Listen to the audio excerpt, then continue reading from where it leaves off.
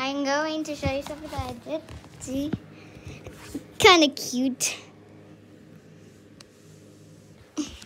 So basically, I didn't go to watch something cringe. And I can't say the name because it is too cringe. Well, I'm gonna get into it.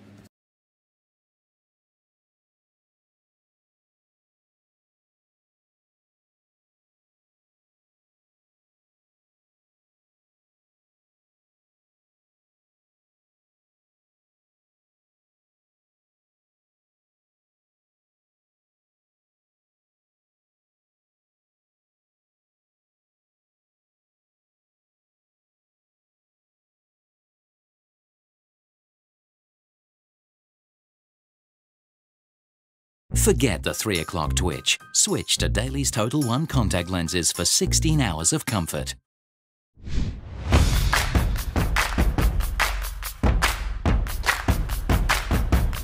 As a kid, I never really read much. I hated books. I was a dummy child who would never sit and pay attention to anything that didn't instantly capture my imagination and make me laugh. One time, my mom took me to the library, and in the back, there were these 3 spiral bookcases for kids' books no one read. The outlier books collecting dust and full of grime, falling apart pretty much. And among those books was a small one called Captain Underpants. Now, immediately, I chuckled. I was intrigued as a 9-year-old boy. I was astonished at what I was witnessing. A book named Captain Underpants? This had me enthralled. This had me overjoyed. The cover with the purposely misspelled words like laughs, the bald chubby dude on a tower with other kids hanging on behind him clearly involved in his antics. This was art to me.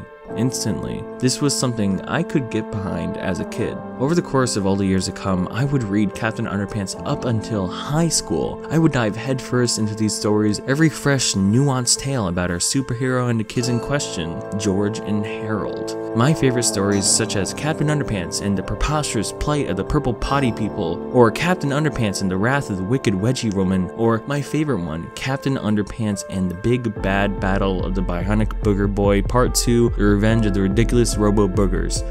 Those titles were incredible.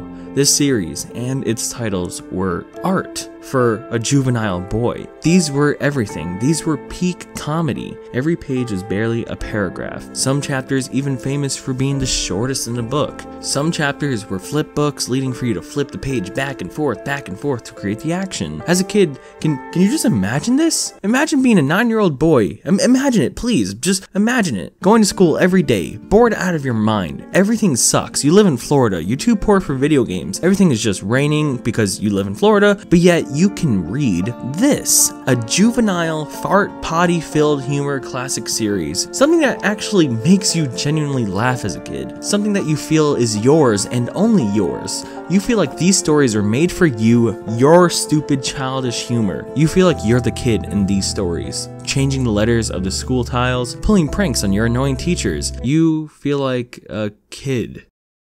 There isn't some mature, stupid theme, some greater life lesson. No, for once you're just a kid. These stories meant a lot to me creatively, so I was pleased as punch, I tell you, to hear they were making a movie for my favorite series, and the movie is a masterpiece. Captain Underpants! The origin issue. It's so good.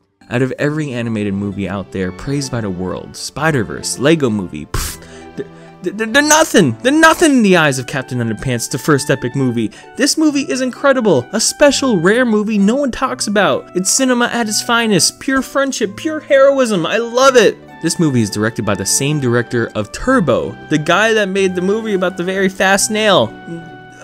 Ignore that part though. I am being genuine when I say that Captain Underpants is incredible. Among a year of superhero films when this came out, you had Wonder Woman, Logan, Thor, all those massive action movies. But this was my favorite superhero movie. This was exactly what the world needed, but it was not ready. Sure, this movie made good money, but I don't think it was praised enough. It was not loved enough. This world did not deserve this movie when it came out.